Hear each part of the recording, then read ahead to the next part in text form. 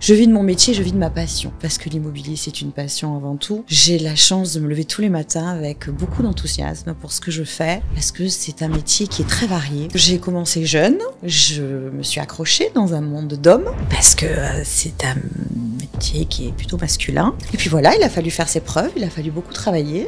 C'est fou de dire qu'il faut faire ses preuves quand même. Ça, moi, c'est toute ma vie ça. Hein. Ce n'est pas fait pour toi. Tu n'as pas ta place ici. C'est pas facile de garder le sourire tous les jours. Chaque jour est différent. J'ai des problématiques, des rencontres avec des gens qui sont inspirants. Oui, je m'éclate dans ce que je fais vraiment. Aujourd'hui, je suis super content parce que je reçois une personne dynamique, une personne qui vient de loin aujourd'hui pour venir sur mon podcast. Elle a beaucoup de conseils à nous donner, mais c'est plutôt son parcours aujourd'hui qui m'intéresse pour savoir comment elle en est arrivée aujourd'hui à être une des plus grandes expertes dans ces sujets de prédilection.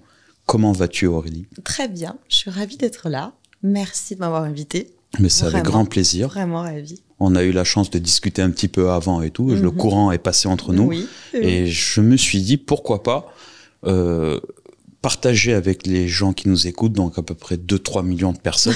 Un petit peu. Qui vont en fait boire tes paroles et surtout comprendre comment aujourd'hui tu arrives à vivre de ton activité. Et surtout, ce que j'ai remarqué chez toi, c'est que tu es humaine. Merci. Et que pour toi, partager, ce n'est pas perdre quelque chose, mais c'est de faire grandir les autres et te faire grandir en même temps. Complètement. Et avant... Oui. L'apprentissage, la transmission, c'est essentiel. Dans une société où on communique beaucoup, mais on ne transmet pas directement. Alors oui, j'aime beaucoup, parce que maintenant, ça fait 16 ans que je fais ce métier. Ok. Donc, j'ai transmis quand je donnais des cours à la faculté, par exemple. J'ai transmis quand je m'occupais de la formation des experts fonciers. Et maintenant, je transmets au sein de mon cabinet. Parce que bon, j'ai pas dit ce que je faisais. Oui, c'est la question que j'avais posée. Explique-nous qui es-tu en fait. Alors, je m'appelle Aurélie Vadella. Je suis expert immobilier, agricole et foncier. Je suis expert judiciaire, agréé près de la cour d'appel de Bastia, puisque je viens de Corse. Oui, je viens de spécial dédicace à la Corse. Je viens de Corse. Et voilà, oui, j'ai beaucoup de chance. Je rebondis un peu sur ce que tu dis. Je vis de mon métier, je vis de ma passion. Parce que l'immobilier, c'est une passion avant tout. J'ai la chance de me lever tous les matins avec beaucoup d'enthousiasme pour ce que je fais, parce que c'est un métier qui est très varié. Chaque jour est différent. J'ai des problématiques, des rencontres avec des gens qui sont inspirants. Donc oui, je m'éclate dans ce que je fais vraiment. Mais bon, ça fait 16 ans que tu es dans l'immobilier, mais tu faisais quoi avant? En fait, est-ce que toi, tu t'es levé un matin, un jour, et tu as dit, tiens, moi, j'aimerais... Est-ce que c'est depuis que tu es petite, tu voulais travailler dans l'immobilier ou tu aspirais à faire quelque chose d'autre? Alors, depuis petite, je voulais faire du droit. Ok. Voilà.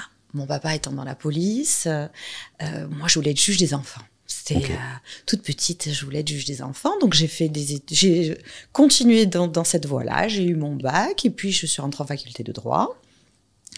Et puis j'ai laissé le côté judiciaire pour aller vers le notariat, puisque j'ai un master 1 de droit notarial. Ok. Et en parallèle de ce master, j'ai fait une école dans le bâtiment, dans l'immobilier pur. Donc j'ai passé 2 diplômes en même temps. Et la suite de ça, j'ai intégré un cabinet d'expertise et j'ai ouvert mon cabinet à 25 ans. Ok. Oui, parce que j'avais mon diplôme en poche et un rêve dans le cœur de pouvoir faire ce métier. Mais il y a du bagage derrière quand même, une belle expérience. Oui, des alors études, il y a les études, un cabinet tôt. Voilà, donc quand j'ai commencé à 25 ans, j'ai ouvert un cabinet de diagnostic immobilier. Ok. Je sais pas si tu connais, voilà, tout ce qui est, c'est très en vogue, le diagnostic performance énergétique, tous les diagnostics pour la vente. On voit beaucoup de pubs de ça. Voilà, pour la vente, pour les locations. Je me suis spécialisée dans l'amiante, etc. Et puis pendant 3 ans, j'ai fait une formation pour être expert agricole et foncier. Okay. C'est le seul titre qui est reconnu en expertise, parce que expert immobilier, ça n'existe pas finalement. Okay. Donc, je voulais avoir ce titre. Après ce titre, j'étais agréée à cour d'appel, donc j'ai prêté serment. Et Ah oui, c'est carrément comme ça. Oui, oui. Donc, tu prêtes serment à la cour d'appel et tu es bon auxiliaire de justice et tu es agréé et du coup nommé par les magistrats dans différentes missions. Donc moi, mes missions, c'est tout ce qui est évaluation immobilière, tout ce qui est foncier et copropriété. J'ai une spécialisation dans la copropriété. Voilà, donc j'ai commencé jeune, je me suis accrochée dans un monde d'hommes. Ok, oui, c'est vrai. Parce que c'est un métier qui est plutôt masculin. Et puis voilà, il a fallu faire ses preuves, il a fallu beaucoup travailler. Mais c'est fou de dire qu'il faut faire ses preuves quand même. Bah, c'est un monde d'hommes. Ouais, donc pour exister, il faut faire ses preuves. Bah voilà. Et je rebondis aussi parce que dans ce que tu dis, au début, on me disait mais qu'est-ce que vous faites là? Et maintenant, on me dit comment vous en êtes arrivé là? Et ça, c'est beau. Et alors, je réponds, c'est la passion, la persévérance et un petit grain de folie pour pouvoir passer tout ça, quoi. Ah ben ça, moi, c'est toute ma vie, ça. Hein. Ce n'est pas fait pour toi et tu n'as pas ta place ici. Vois, et voilà. À la fin, s'il te plaît, tu peux m'expliquer comment on fait pour être... Donc, on se comprend. Ouais, et finalement, avec le temps, avec la persévérance, parce que le maître mot, c'est la persévérance, tu arrives à faire de belles choses. Oui, en fait, nous, on est... Tu dois avoir un comportement du genre, ok, il ne croit pas en moi. Mais je vais leur montrer que je peux le faire. Ouais, voilà, ça va pas te mettre en difficulté, non, au contraire. Non, faut que ça soit stimulant. Ça va te donner la force, quoi. Il faut que ce soit stimulant. Et puis, la vie, c'est ça. C'est fait de challenge. Oui. Et c'est fait d'objectifs. Et je me suis toujours donné de nouveaux objectifs. Pour finir, faire un peu de télé en ce moment. Ouais, tu fais quoi exactement? Je suis chroniqueuse pour l'émission Proprio à tout prix. Okay. Donc, on parle d'immobilier. Et ça a été un nouveau challenge, une nouvelle expérience, et je suis ravie. Et ça te plaît? C'est diffusé sur quoi? C'est diffusé sur Sister, okay. le dimanche. C'est comme un brunch sur l'immobilier. Et vraiment, oui, j'ai vu, vous mangez ensemble. Voilà, c'est ça, et on parle immobilier, c'est très détente. Et c'est une nouvelle expérience, et j'adore ça. Et moi, je t'ai remarqué sur les réseaux, et tu as envie maintenant que tout est en place, on va dire. Tu as envie de partager ça avec les autres. Exactement.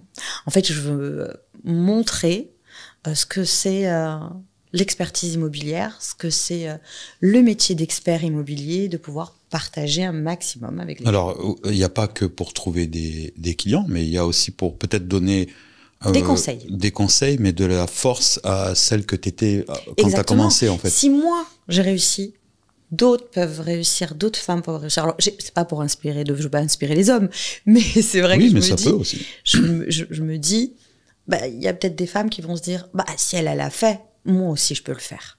Eh ben ça, bravo, parce qu'il n'y a pas beaucoup de gens qui partagent dans cet état d'esprit-là. Non, mais je trouve que souvent, les gens, quand ils partagent sur les réseaux, c'est souvent pour exister ou pour trouver des clients, pour une question d'argent. Non, mais là, c'est pour transmettre. Je trouve mais ça se ressent. Et du coup, c'est quoi la suite après? Ben, je sais pas. Est-ce que tu as une idée en tête, quelque chose ou pas? J'ai pas... Tu laisses les choses arriver? Oui. J'aime bien les surprises. Okay. La vie, c'est plein de surprises et d'opportunités. Il faut savoir les saisir quand elles sont là. Et il faut se laisser guider. Voilà, toujours en gardant sa rigueur, parce que je fais un métier de rigueur. Il faut... Oui, c'est... c'est carré, forcément. Donc voilà, il faut rester persévérant, toujours dynamique. Il faut jamais lâcher. Et puis, toujours optimiste. Et garder le sourire. Oui, ça, c'est le maître mot que je dis tout le temps sur les réseaux. C'est pas facile de garder le sourire tous les jours. Ouais. Mais moi, je dis toujours, voilà, t'as une sale nouvelle aujourd'hui, un courrier d'huissier, par exemple. Ouais, voilà, qui te plombe bien ta journée. Il y a pas longtemps, j'étais avec un ami au téléphone qui est pas très loin, là. Il y a un huissier qui a tapé à la maison. Bah, il y a un huissier, voilà, il donne la lettre. Si je suis triste, ça va pas changer quelque chose. Si je m'énerve, ça va pas changer quelque chose. Même si je suis heureux, ça va pas changer quelque chose. Il faut juste se mettre dans l'action pour régler le problème. Exactement. Un problème, une solution. Exactement. Un problème, une solution. Après, l'émotionnel, c'est parfois difficile à gérer. On a tous des moments où ça plombe et l'émotionnel prend vraiment le dessus. Mais toi, avec le temps...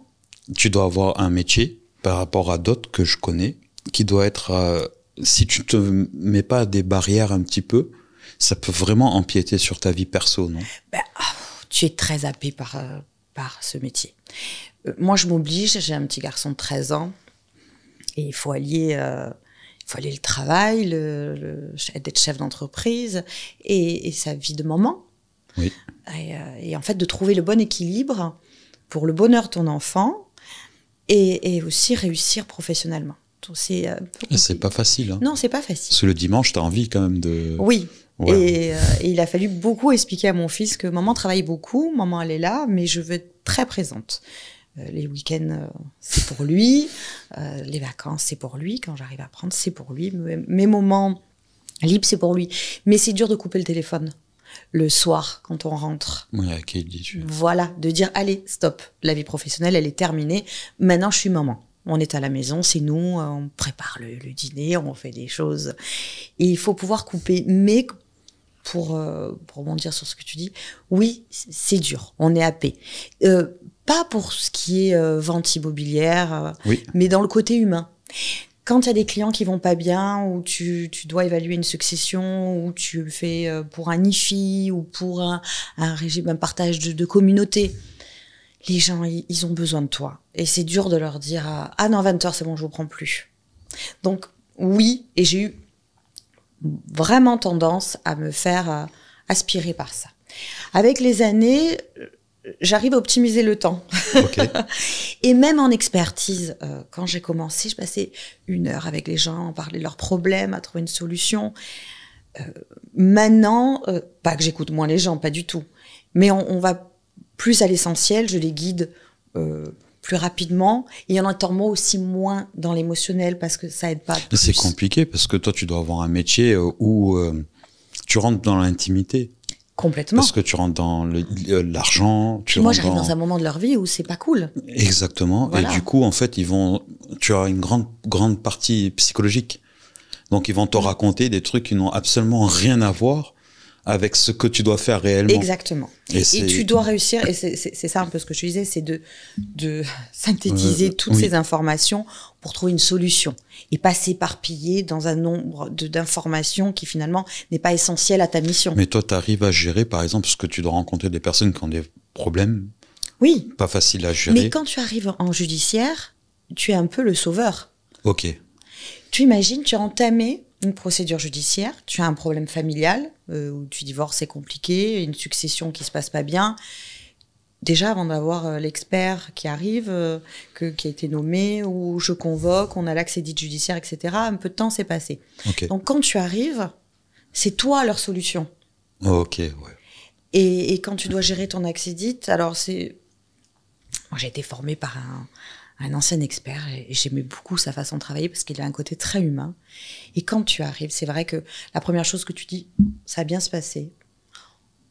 On va d'abord discuter, je vais écouter les dires de chacun, et on va trouver une solution. Quand tu abordes comme ça ton expertise judiciaire, les gens quand même, ils sont plus à l'aise. Et tu les mets à l'aise. Ouais, et oui, si tu arrives en cow-boy, c'est fini. Tout le monde est tendu, parce que tu as quand même les avocats, les parties. Il faut c'est compliqué. Voilà, c'est compliqué pour les gens qui n'ont pas affaire à la justice. Quand c'est une première, c'est dur pour eux. Puis c'est le problème de leur vie. Il y a l'affect. Voilà. Oui, il y a tout. Peut-être si c'est une rupture, un divorce, il y a ce problème-là. Tu vois, tu es tendu. Donc, il n'a pas accepté la rupture déjà dans sa tête. Il y a des successions. Moi, je suis intervenue sur des successions de 30 ans. Donc, ouais, voilà. Et on a réussi. Alors, je suis très contente de ce dossier parce qu'on avait, c'était la cour d'appel d'Aix-en-Provence qui m'avait appelé pour résoudre qui m'avait nommé et qui m'a dit voilà, on a un problème. Ça fait 30 ans que la succession a été ouverte. Bon, comme on connaît chez nous en Corse, problème de titre, vraiment. Et finalement, j'ai convoqué tous les co-indivisaires et je leur ai dit bon, on va trouver une solution. Quand tu fais une expertise judiciaire, tu dois rendre d'abord un pré-rapport et après tu rends ton rapport définitif. Okay. Et ben là, on a trouvé une solution au pré-rapport. Et on a interrompu et tout le monde était content. Parce que j'avais créé des lots, on avait travaillé tous ensemble avec les avocats. Trop fière de toi, non ? Ah oui, mais là, je suis contente. C'est bien quand tu arrives à... Et puis c'est une satisfaction quand tu arrives à résoudre le problème et aider les gens.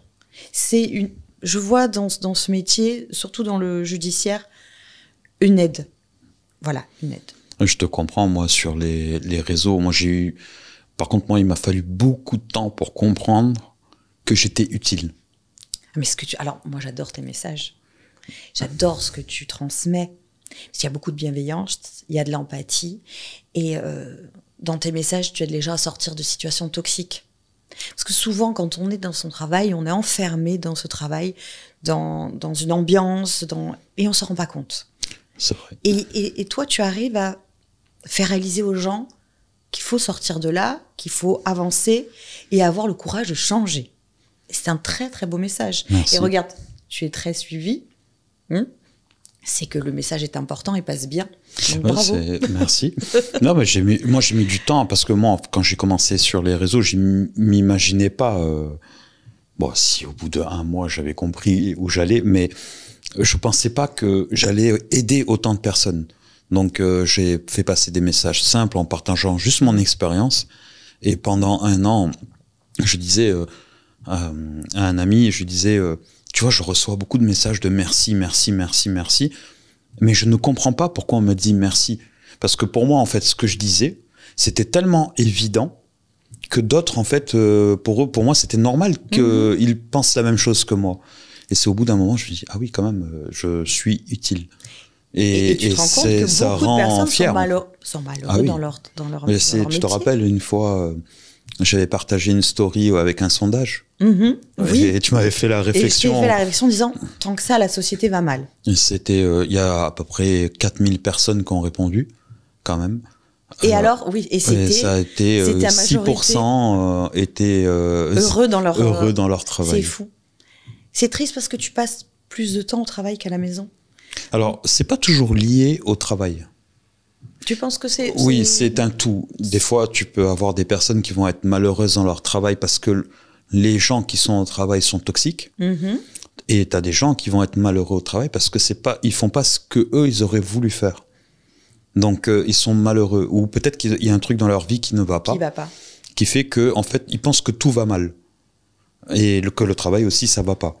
Donc on est toujours dans c'est une globalité finalement. C'est une globalité. Bon, mais quand ça va pas dans ton travail, ça impacte sur ta vie privée. Le contraire aussi. Et inversement, voilà. Et inversement, ça va pas dans ta vie privée, tu es moins motivé au travail. Complètement.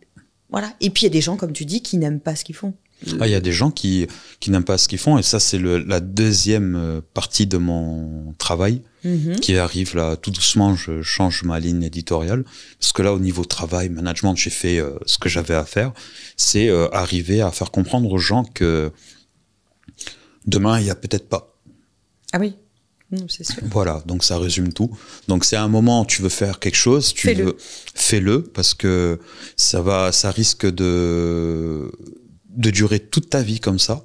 Et moi, c'est un ami à moi qui m'a dit, parce qu'il travaille dans une très grande société multinationale, tout ça, il m'a dit, il y a un gars, il a travaillé toute sa vie, il était malheureux dans son travail, il est parti à la retraite, et 1 semaine après, il est mort. Oui, moi j'en ai des histoires comme ça. Et quand il m'a dit ça, j'ai dit, je peux pas avoir une grande communauté et bon, pas leur dire, les gars, attention, vous risquez de mourir. Mais même si je le fais des fois, je leur dis, parce que moi, c'est ce que j'ai vécu. Mais j'ai envie de leur dire, vivez, quoi. Mais profitez. Moi, j'ai une expression, c'est on fait une fois le tour du manège. Oui. La vie, c'est une fois le tour du manège. Si tu fais pas ce que tu aimes, tu pourras pas le refaire. Donc, il faut faire ce qu'on aime. Il faut vivre comme on aime, dans la mesure du possible, hein, bien entendu. Mais il faut faire ce qu'on aime. Comme tu dis, demain, on peut ne plus être là. Oui. Mais même si tu penses pas au mal du lendemain, il faut te dire, mais t'en as qu'une de vie. Faut vivre sa vie à fond, comme on l'aime. Être entouré de gens qu'on aime, sortir des gens toxiques, ça sert à rien. Et puis, plus on prend de l'âge, plus on va à l'essentiel aussi. Et puis, il faut se lever le matin avec la banane parce que... Et dormir avec la banane aussi, avec la sourire, parce que si tu te... C'est là où les gens... Moi, je sais que le moment où je reçois le plus de messages sur mes réseaux, c'est entre 1h du matin et 3h. C'est vrai? Ouais. Parce donc, que c'est-à-dire que les gens ne dorment pas? Ils ne dorment pas. Ils ne dorment pas, ils réfléchissent. Du coup, c'est à ce moment-là qu'ils envoient. Moi, je reçois entre 600 et 700 messages en tout. C'est la question que j'allais te poser. Sur tous les réseaux. Tout ça comme message? Tous les jours, 600 à 700 messages. D'accord, c'est une vraie gestion, non, les messages? Ah, les messages, c'est une vraie gestion, oui. J'ai une équipe qui travaille avec moi et qui va... Par exemple, on a des gens... Moi, le plus dur message que j'ai reçu, c'est si je pense que demain, je vais me tuer. Oui, en fait, c'est un appel au secours. Tu reçois des appels au secours. Du coup, on a monté quelque chose avec des copains, parce que c'est avec des copains qu'on fait ça. Ils orientent tout de suite avec des psys s'il faut et tout. D'accord. Parce que ça fait... Et c'est là où je me rends compte qu'aujourd'hui, en France, le plus dur des mâles, c'est la solitude. Mais oui, on est dans... Alors, on est tous connectés à nos téléphones. On est tous connectés avec les réseaux sociaux, mais on est de plus en plus seuls. La réalité, c'est celle-ci. À la maison, tout le monde est sur le téléphone, donc tu passes moins de temps. On communique plus. Voilà. Moi, l'heure du repas, c'est important. On n'a pas le téléphone, on discute. C'est le seul moment de la journée où tout le monde peut se retrouver. Oui. Donc, on se raconte notre journée et c'est très important. Mais sinon, on est tous sur nos téléphones. On dit même, on le reproche à nos enfants, mais nous aussi. Mais on n'a jamais été si seuls. C'est la triste réalité. La solitude, c'est affreux. Mais oui. Et moi, je le vois de plus en plus que je grossis sur les réseaux. Je le remarque qu'il y a beaucoup de personnes qui souffrent, mais pas que pour le travail, mais de tout. Des gens qui galèrent tous les jours parce qu'ils sont seuls, en fait.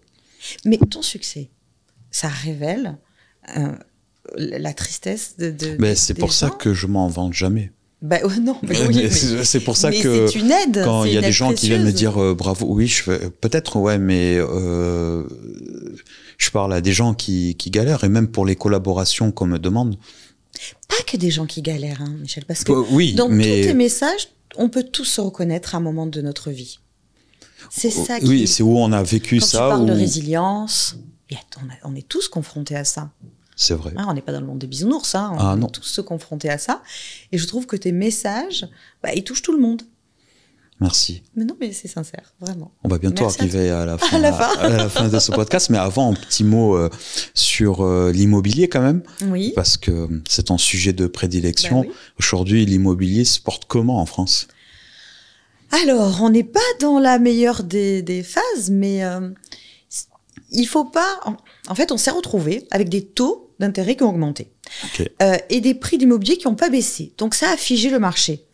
Mais il faut pas raisonner comme ça. Même les taux sont en train de redescendre. Il faut bouger.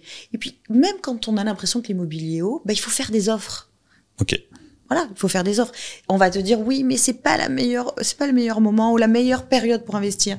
Non, il n'y a pas vraiment de mauvaise période. Il faut avoir des opportunités, il faut chercher, il faut continuer. Là aussi, il ne faut pas baisser les bras et dire « Ah non, mais c'est bon, j'attends que ça passe ». Bon, moi, ce n'est pas ma philosophie. Donc, oui, ce n'est pas la meilleure des périodes. On espère encore que les taux vont baisser. Mais non, il faut quand même continuer. Et si on veut te retrouver quelque part, on doit te suivre où ? Alors, on peut me suivre sur Instagram. Ok. Voilà, sur Corsimex, puisque c'est le nom de mon cabinet. Et puis sur Facebook. Sur tous les réseaux, sur LinkedIn aussi.